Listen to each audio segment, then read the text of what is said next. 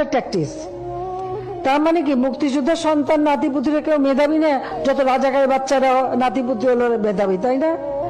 কিন্তু এটা ভুলে গেলে চলবে। 10 জনের সামনে কথা বলতেছি, কিভাবে কথা বলতে হবে এই কথা বলার ভাষাটুকুই যদি আমি না জানি, ওই 10 জনের সামনে কথা বলার কোনো যোগ্যতাই আমার নাই। 1971 সালের পর থেকে যারা জন্মগ্রহণ করছে, যুদ্ধতে অংশগ্রহণ করতে পারে নাই, তারা সবাই রাজাকার। আমি, আপনি, আপনার বাবা, আমার দাদার নামও যেহেতু মুক্তিযোদ্ধার কোঠায় নাই, তাহলে আমার দাদা সহ আমরা সবাই রাজাকার। এক কথায় বলতে গেলে বর্তমান দেশে 16,98,00,000 নাগরিকদের মধ্যে 2,31,000 মানুষ মুক্তিযোদ্ধা, এদের পরিবার বাদে আমরা সবাই রাজাকার। যেই রাজাকারের নাম শুনলে একটা সময় আপনার চোখে ঘৃণা চলে আসতো, এখন একবার ভেবে দেখুন সেই রাজাকারের ট্যাগে আপনার ঘাড়ে চলে আসতেছে। সেই ট্যাগ আপনার ঘাড়ে দিতে এক বৃন্দিও দ্বিধাবোধ করতেছে না, কারণ তার পদে উঠতে আপনার কোনো প্রয়োজন হয় না। যে দেশে ভোট ছাড়া ক্ষমতা পাওয়া যায়, সেই দেশে আবার কিছু বলতে ভাবতে হয় নাকি? আজকের ভিডিওতে একটা কথা বলে যাই, মাথায় রাখে, কথা যত বেখেয়ালি হবে পতন তত দ্রুত হবে ইনশাআল্লাহ। পার্সোনালি আমি কোনো রাজনৈতিক সম্পর্কের সাথে সম্পৃক্ত নয়, কিন্তু একজন সাধারণ নাগরিক হিসাবে এই কথার বিরুদ্ধে তীব্র নিন্দা ও প্রতিবাদ জানানোর প্রয়োজন